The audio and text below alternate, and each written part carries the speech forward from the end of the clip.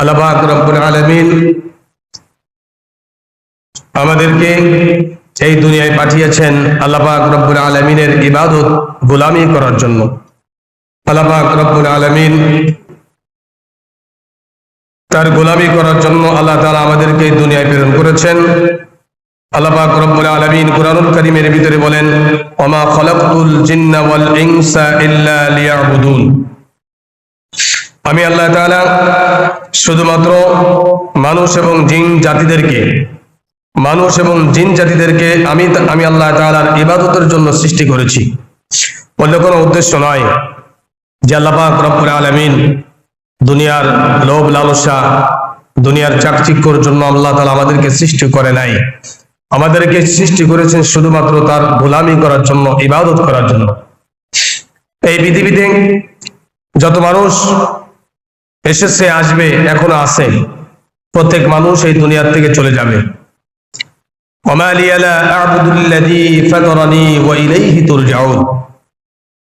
আল্লাহ তাআলা বলেন, মানুষের কি হলো, কেন তারা আমি আল্লাহ তাআলার ইবাদত করে না? তারা কি জানে না যে তাদের আমি আল্লাহ পাক রব্বুল আলামিনের কাছে ফিরে আসতে হবে? ওমা লিয়া লা আ'বুদুল্লাযী ফাতারানী ওয়া ইলাইহি তুরজাউন। কেন তারা জানে না? তারা কি জানে না যে আমার কাছে তাদের সকলের ফিরে আসতে হবে? অতএব আল্লাহ পাক রব্বুল আলামিনের ইবাদত, আল্লাহ পাক রব্বুল আলামিন গোলামি, আল্লাহ পাক রব্বুল আলামিনের দাসত্ব আমাদের প্রত্যেকের অপরিহার্য করতে হবে। আল্লাহ পাক রব্বুল আলামিনের কুরআনুল কারীমের সূরাতুন নিসা 59 নম্বর আয়াত, 69 নম্বর আয়াত, এই আয়াতে কারিমা তেলাওয়াত করেছি। আল্লাহ পাক রব্বুল আলামিন কুরআনুল কারীমের সূরাতুন নিসার ভিতরে আল্লাহ তাআলা বলেন, ওয়া মান ইউতিউল্লাহ ওয়ার রাসূলা ফাউলাইকা মা'আল্লাযীনা আন'আমা আল্লাহু আলাইহিম মিনান নাবিয়্যিন ওয়াস সিদ্দীকিন ওয়াশ শুহাদাই ওয়াস সালিহিন ওয়া হাসুনা উলাইকা রাফিকা। আল্লাহ পাক রব্বুল আলামিন এই আয়াতে কারিমার ভিতরে আল্লাহ তাআলা ঘোষণা করেন, ওয়া মান ইউতিউল্লাহ ওয়ার রাসূল, যে ব্যক্তি আল্লাহ পাক রব্বুল আলামিনের অনুসরণ করবে, যে ব্যক্তি আল্লাহ পাক রব্বুল আলামিনের গোলামি করবে, যে ব্যক্তি আল্লাহ পাক রব্বুল আলামিনের আদেশ মোতাবেক চলবে, ওয়া মান ইউতিউল্লাহ, যে আল্লাহ তাআলার ইত্তেবা করবে, ওয়ার রাসূল, এবং তার রাসূলের অনুগত্য করবে, রাসূলের আদেশ মোতাবেক চলবে, রাসূলের নিষেধগুলো তারা মেনে চলবে, রাসূলের সুন্নাহ অনুযায়ী তারা চলবে। ফাউলাইকা মা'আল্লাযীন, তাহারা হলো ওই সমস্ত ব্যক্তি যাদেরকে আল্লাহ পাক রব্বুল আলামিন নিয়ামত দান করেছেন। ফাউলাইকা মা'আল্লাযীনা আন'আমা আল্লাহু আলাইহিম, আল্লাহ পাক রব্বুল আলামিনের পক্ষ থেকে যাদেরকে আল্লাহ তাআলা পুরস্কৃত করেছেন, তারা তাদের সাথী হয়ে জান্নাতে প্রবেশ করবে। যারা আমি আল্লাহ পাক রব্বুল আলামিনের ইত্তেবা, আল্লাহ পাক রব্বুল আলামিনের গোলামি এবং রাসূল আরবি সাল্লাল্লাহু আলাইহি ওয়াসাল্লামের দাসত্ব, রাসূল আরবি সাল্লাল্লাহু আলাইহি ওয়াসাল্লামের সুন্নাহ অনুযায়ী চলা, তাদেরকে তাদের সাথী হয়ে জান্নাতে প্রবেশ করানো হবে।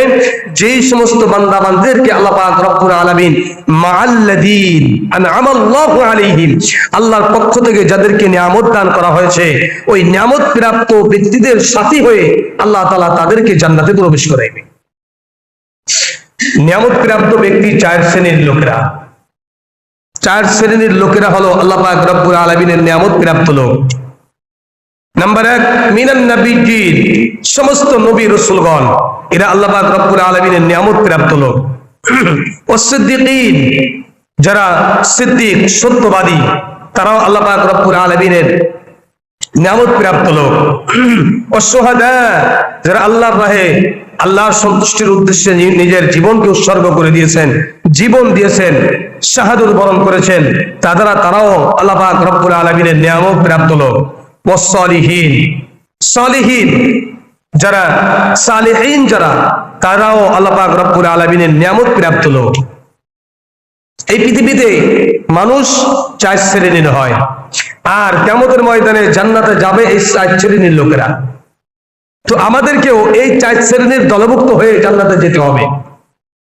এই চার শ্রেণীর লোকের দলভুক্ত না হওয়া পর্যন্ত আমরা জান্নাতে যাইতে পারবো না।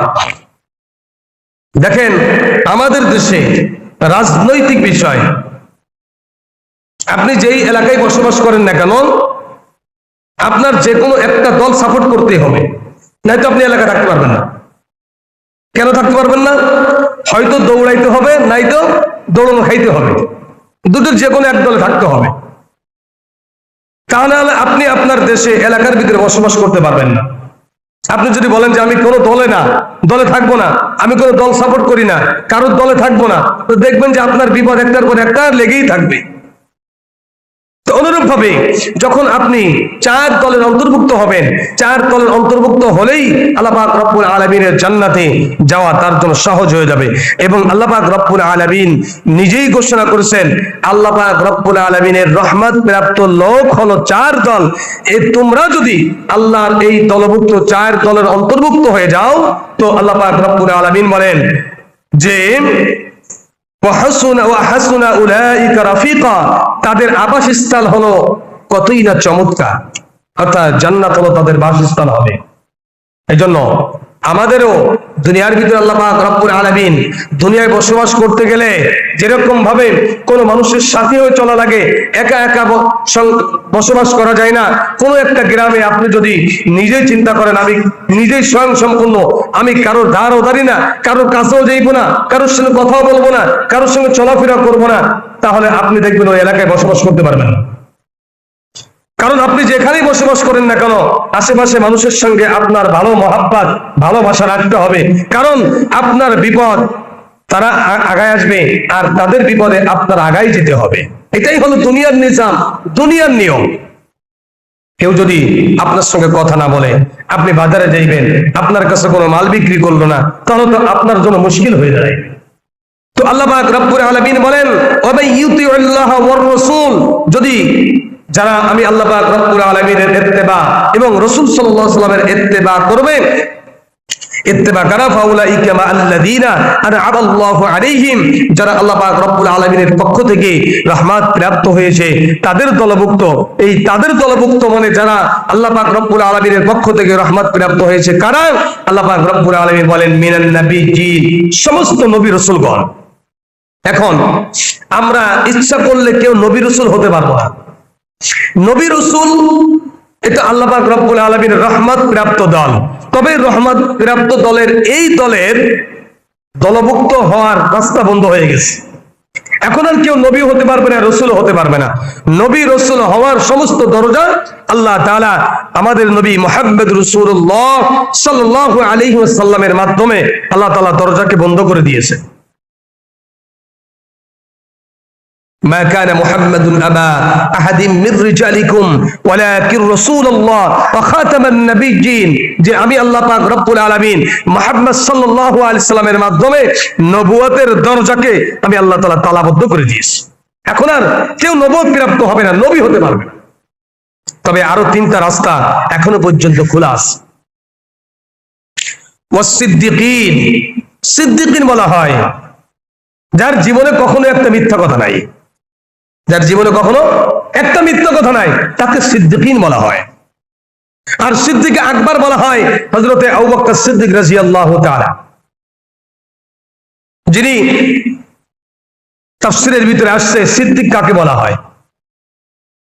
আল্লাহর নবী যখন তিনি নবুয়ত প্রাপ্ত হলেন, 40 বছর একদিন যখন অতিবাহিত হলো, হেরা গুহার ভিতরে আল্লাহ পাক রব্বুল আলামিন তার কাছে হযরত জিবরাইল আলাইহিস সালাতু ওয়াস সালামকে পাঠাইলেন, ইকরা বিসমি রাব্বিকাল্লাযী খলাক খলাকাল ইনসানা মিন আলাক ইকরা ওয়া রাব্বুকাল আকরাম আল্লাযী আল্লামা বিল কলম আল্লামাল ইনসানা মা লাম ইয়ালাম। আয়াতে কারিমাগুলো যখন দিয়ে পাঠাইলেন, রাসূলকে আল্লাহ পাক রব্বুল আলামিন নবুয়ত দিলেন।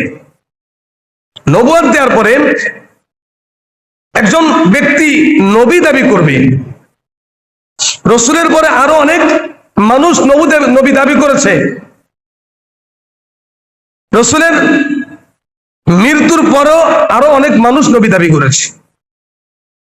তো যে ব্যক্তি সঠিক নবীকে কোনো সংকোচবোধ না করে স্বীকার করে নেয় তাকে সিদ্দিক বলা হয়।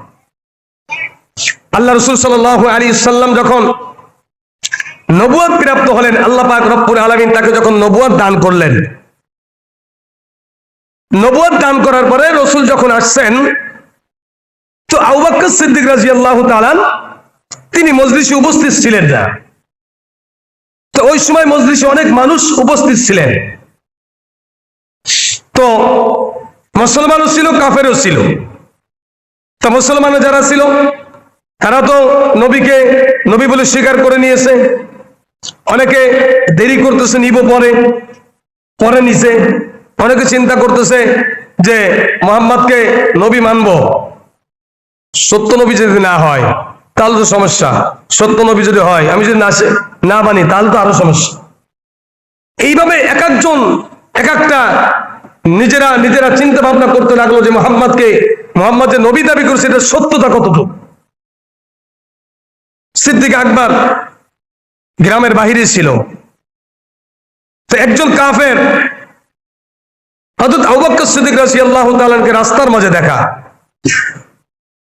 তো আবু বকর সে সময় তো তার নামে শুধু সিদ্দিক লাগানো হয় নাই, শুধু আবু বকর, তার নামটা হলো শুধু আবু বকর।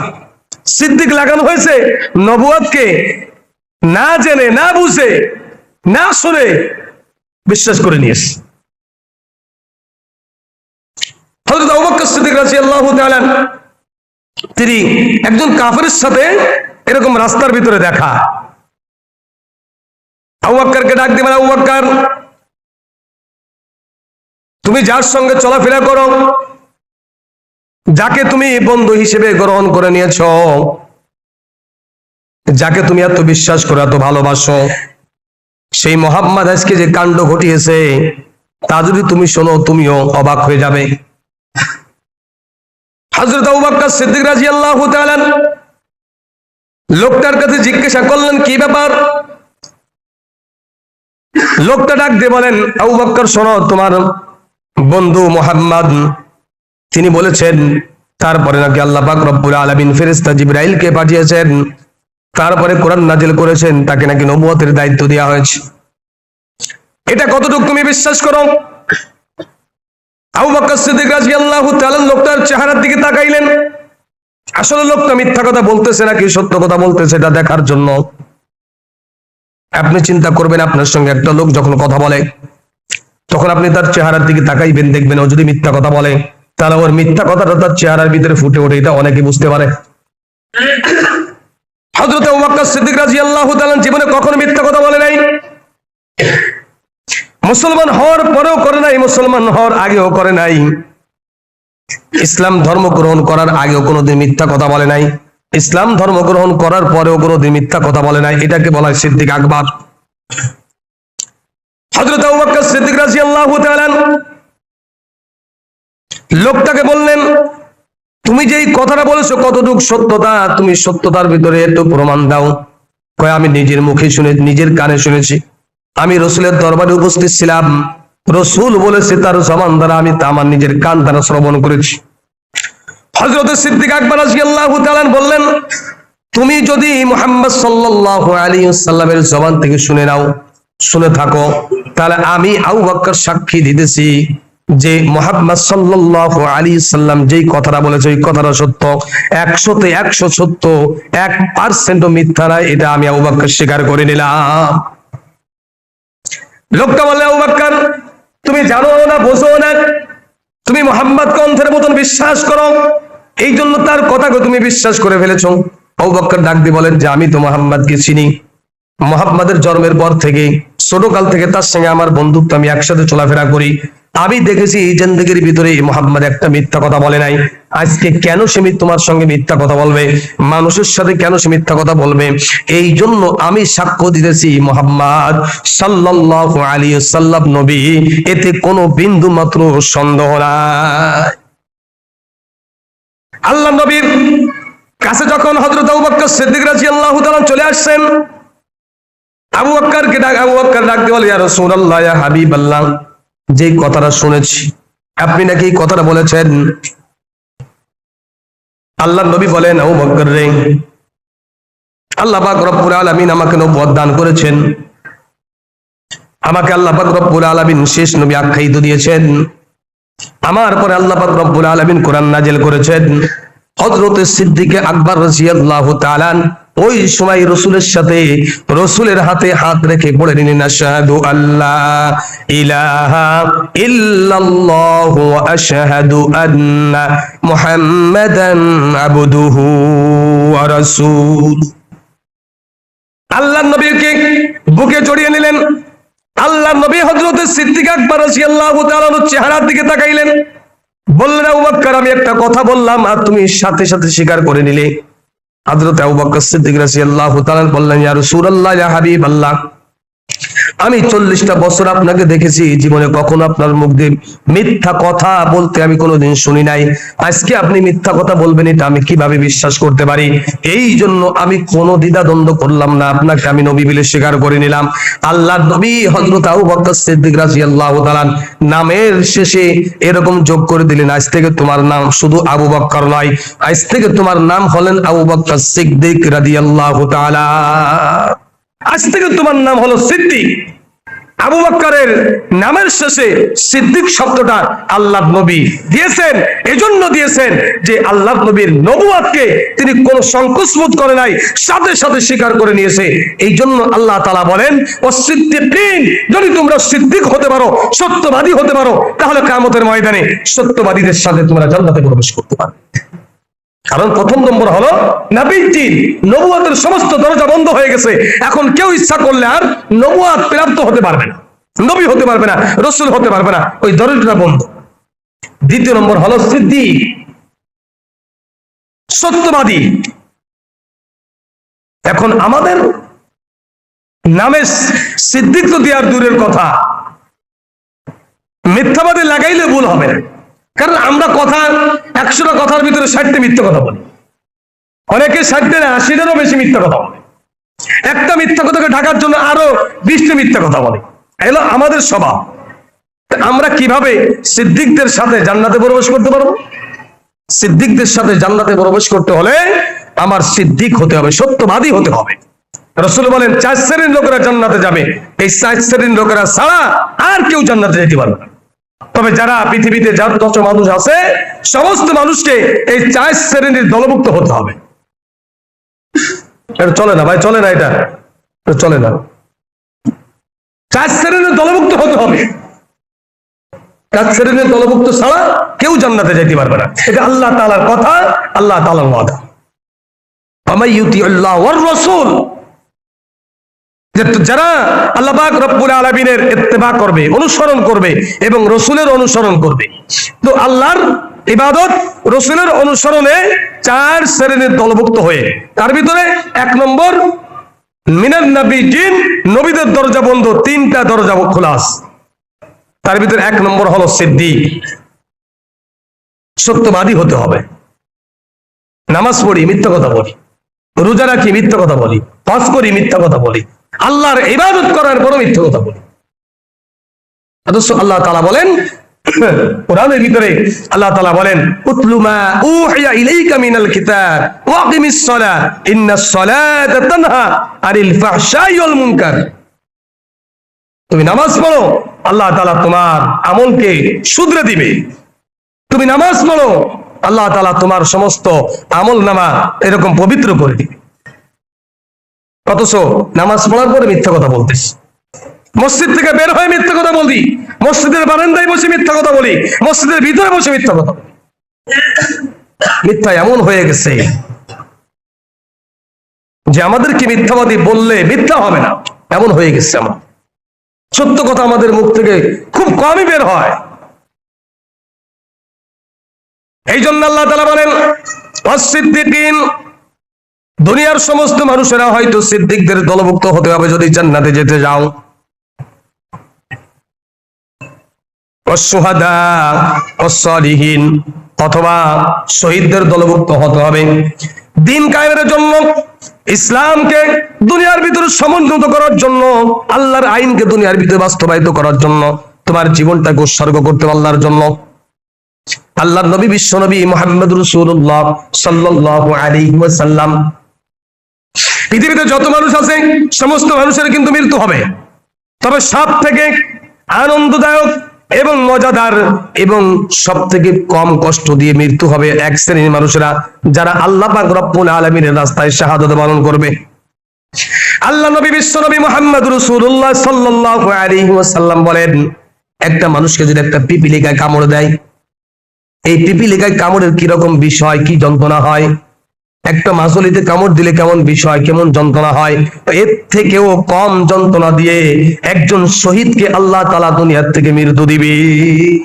আমরা মনে করতেছি তার গর্দান ফেলে দিয়েছে, আমরা মনে করতেছি তার বুকের ভিতরে ছুরি ঢুকাই দিয়েছে, আমরা মনে করতেছি তাকে এরকম হত্যা করা হচ্ছে, তার এরকম ভাবে কতল করা হচ্ছে, তাকে এরকম ভাবে বিভিন্ন জায়গায় এরকম ছিন্ন বিচ্ছিন্ন করা হচ্ছে, অনেক মনে হচ্ছে তার মনে অনেক কষ্ট হচ্ছে। আল্লাহ রাসূল বলেন যে একজন শহীদ তার মৃত্যু হলো একটা পিপিলিকার কামড়ের যে রকম যন্ত্রণা হয় এর থেকে বেশি নয়। রাসূল বলেন এর থেকে বেশি নয়।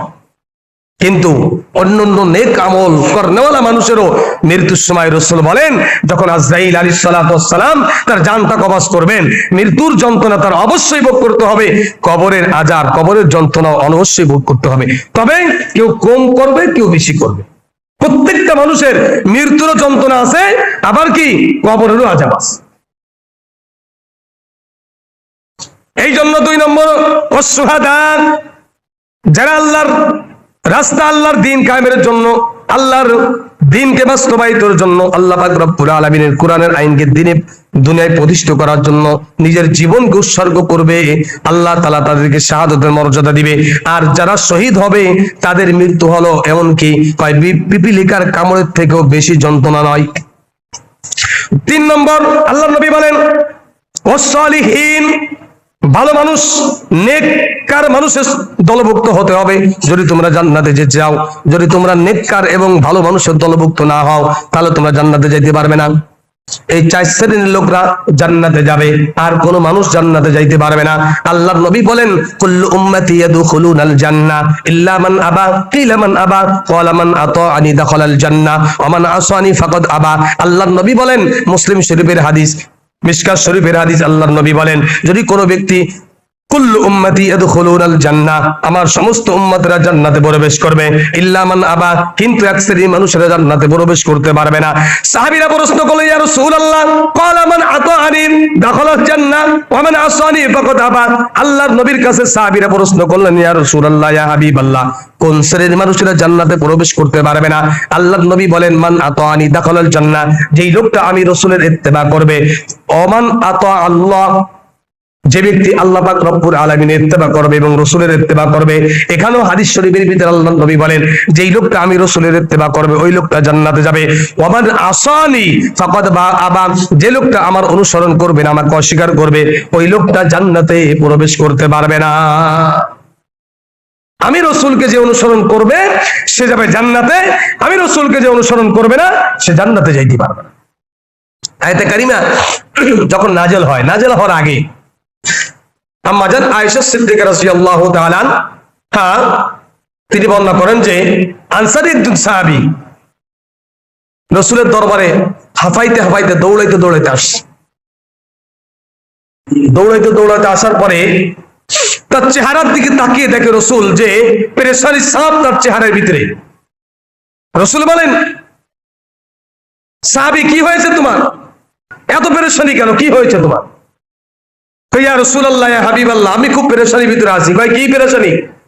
কই, আমি যখন আপনার কাছ থেকে বাড়িতে যাই, তো বাড়ি যাওয়ার পরে আমার ছেলে মেয়ে স্ত্রী ধন সম্পদ টাকা পয়সা দেখে আমার মনটা কেমন যেন উল্টো পাল্টা হয়ে যায়। কেমন? তো ওই সময় ছেলে লাভ দিয়ে আমার কোলে ওঠে, মেয়ে আমার কোলে এসে বসে, স্ত্রীর চেহারার দিকে তাকাইলে মায়া লাগে, ধন সম্পদের দিকে মায়া লাগে, সব কিছু মিলে আমার মনে হয় আমি মুনাফিক হয়ে গেছি। দুনিয়ার মহাব্বত মনে আমার ভিতরে ঢুকে গেছে। কিন্তু যখন আপনার দরবারে আসি, তো আপনার দরবারে আসার পরে আপনার চেহারা দেখার পরে আমি দুনিয়ার সবকিছু ভুলে যাই। আপনার কাছে আসলে একরকম হয়, আর বাড়িতে গেলে আমার মন আর এক রকম হয়।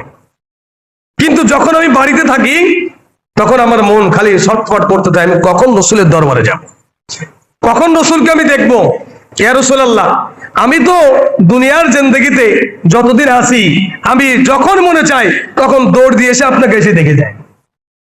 আমি বাড়িতে গেছি, ছেলে মেয়ে স্ত্রী সম্পদের দিকে তাকাইয়া আমার মনটা কেমন কেমন করে, সাথে সাথে আমি ওখান থেকে দৌড় দিয়েছি আপনার চেহারা একটু দেখে যায়, চেহারা দেখলে আমার মনটা আবার ভালো হয়ে যায়। আমার ভয়, আমার ভিতরে একটা ভয় কাজ করতেছে। এই ভয়টা হলো যে আমি যখন মারা যাব, আমি যখন দুনিয়ার থেকে চলে যাব, আমার যখন মৃত্যু হয়ে যাবে, তো আমি যদি জান্নাতে যাই, জান্নাতে যাব কিনা জানি না, তবে যদি জান্নাতে যাই তো আপনি তো জান্নাতে থাকবেন সমস্ত মানুষের উপরে, জান্নাতের সব থেকে উচ্চ উঁচু মাকামে আপনি থাকবেন। তো আপনার সঙ্গে জান্নাতে আমার কিভাবে দেখা হবে? আমি তো এই চিন্তায় আমার রাত্রে ঘুম আসতেছে।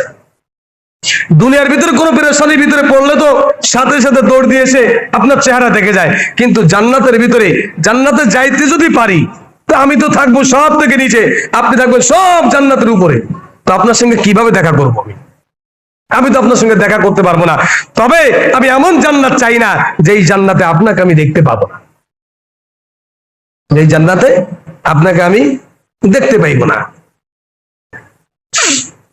আমরাও চাই যে যেই জান্নাতে আমরা আল্লাহকে দেখতে পাবো না, রসুলকে দেখতে পাবো না, ওই জান্নাত আমাদের দরকার নাই। আমরা জান্নাত চাই।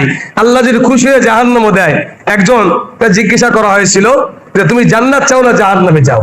তো বললে আল্লাহ তাআলা খুশি হয়ে যদি আমাকে জান্নাত দেয় তাও আমি খুশি, খুশি হয়ে যদি জাহান্নাম দেয় তাও তো খুশি। তবে জান্নাত এবং জাহান্নাম দুটোই যেখানে হোক না কেন আল্লাহর সঙ্গে আমার দেখা করতে হবে। যদি আল্লাহ তাআলা খুশি আমাকে জাহান্নাম দেয়, আর আল্লাহ তাআলা প্রতিদিন যদি আমার সঙ্গে একবার দেখা করে, তো আমার জাহান্নামটা আমার জন্য স্বর্গ হয়ে যাবে।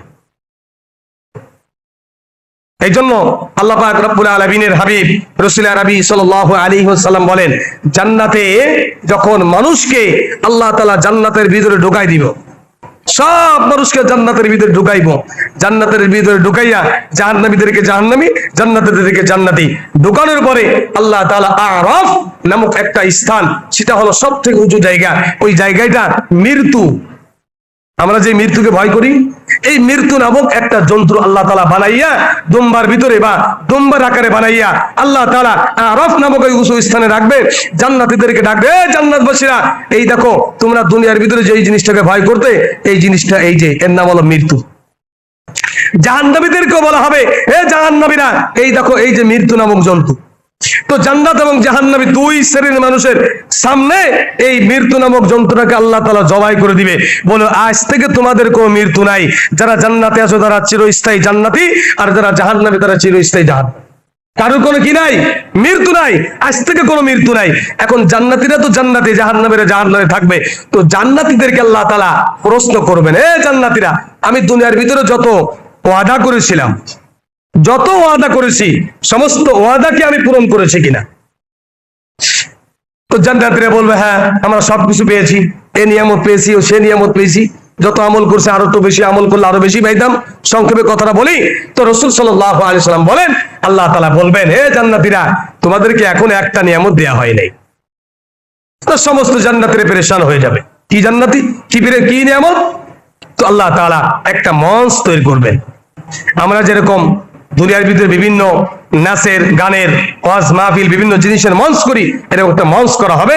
ওই মঞ্চের ভিতরে ওই মঞ্চের সভাপতি থাকবেন আল্লাহ পাক রব্বুল আলামিন নিজেই। প্রধান অতিথি থাকবেন বিশ্বনবী মুহাম্মদ রাসূলুল্লাহ সাল্লাল্লাহু আলাইহি সাল্লাম। বিশেষ অতিথি হযরতে দাউদ আলাইহিস সালাতু ওয়াস সালাম। আল্লাহ তাআলা দাউদ আলাইহিস সালাতু ওয়াস সালামকে বলবেন, হে দাউদ, তোমার পৃথিবীর সেই সুরল কণ্ঠে আজকে তুমি জবুর তেলাওয়াত করে হাসরবাসী সমস্ত জান্নাতবাসীদেরকে শোনা। আল্লাহ পাক রব্বুল আলামিনের হাবিব রাসূল আরবি সাল্লাল্লাহু আলাইহি সাল্লাম বলেন, দাউদ আলাইহিস সালাতু ওয়াস সালামকে আল্লাহ তাআলা এত পরিমাণ সুর দিয়েছিলেন, যখন তিনি সমুদ্রের কাছে যে জবুর তেলাওয়াত করতেন, সমুদ্রের সমস্ত প্রাণীগুলো যা কিছু আছে, মাছ সহ যত প্রাণী পানির ভিতরে আসে, সমস্ত প্রাণীগুলো দাউদ আলাইহিস সালাতু ওয়াস সালামের কাছে চলে আসতেন এবং তারা মাতাল হয়ে যাইতেন সুরের মন্ত্রটা।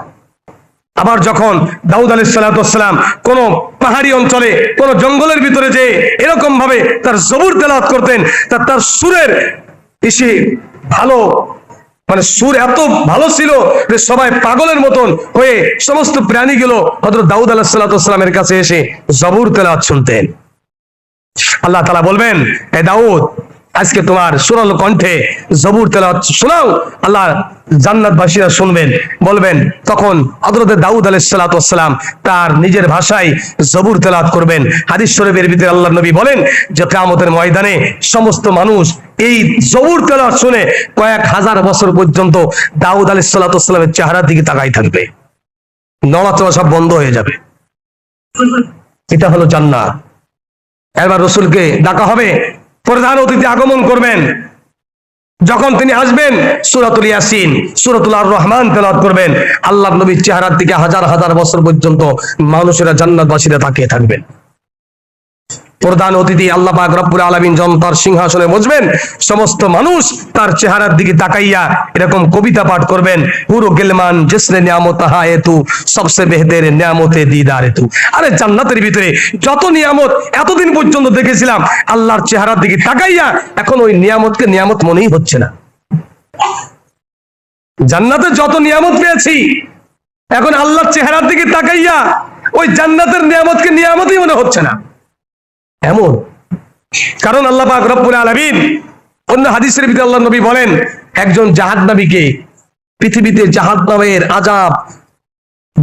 আযাব ভোগ করার পরে, হাজার হাজার বছর জাহান্নামীদেরকে জাহান্নামে ভোগ করার পরে ওই লোকটাকে জাহান্নাম থেকে উঠাইয়া আল্লাহ তাআলা শুধুমাত্র জান্নাতের বারান্দায় যখন রাখবে, তো জান্নাতের হাওয়া যখন তার গায়ে লাগবে, ওকে জিজ্ঞাসা করা হবে জাহান্নাম কি জিনিস। অতটা বুঝতেছেন? আবার একজন জাহান্নামী হাজার হাজার বছর পর্যন্ত জাহান্নামের ভিতরে পড়ছে, ওই লোকটাকে জাহান্নাম থেকে উঠাইয়া জান্নাতের বারান্দায় রাখার পরে জান্নাতের হাওয়া যখন তার গায়ে লাগবে, তো ওই লোকটাকে জিজ্ঞাসা করবে জাহান্নামের আযাব কি জিনিস। ওই লোকটাকে বলবে যে জাহান্নামের আযাব কি জিনিস আমি জানি না। আল্লাহু আকবার বলবেন না? এত বছর জাহান্নামের আগুন ভোগ করার পরেও জান্নাতের বাতাস গায়ে লাগার কারণে জাহান্নামের সমস্ত আযাবের কথা সে ভুলে যাবে। তো জান্নাত এমন একটা নিয়ামত। আর একজন জান্নাতীদেরকে যখন হাজার হাজার বছর পর্যন্ত জান্নাতের নিয়ামত দেওয়ার পরে ওই লোকটাকে যখন জাহান্নামের 70 গজ দূরে রাখা হবে, আগুন জ্বালাইলে কিছু দূরের আগুনের তাপ পাওয়া যায় না, 70 গজ দূরে যখন রাখা হবে, ওই দূরের থেকে যে হাওয়াটা, যে বাতাসটা, গরম হাওয়া তার শরীরে লাগছে, তাকে জিজ্ঞাসা করা হবে জান্নাত কি জিনিস। জান্নাত কি জিনিস আমি জানি না। বুঝতেছেন আমার কথা? তাহলে জান্নাত কেমন একটা জিনিস আর জাহান্নাম কেমন একটা জিনিস। তা এই লোক জান্নাতে যাবে হলো 3 শ্রেণীর লোকেরা।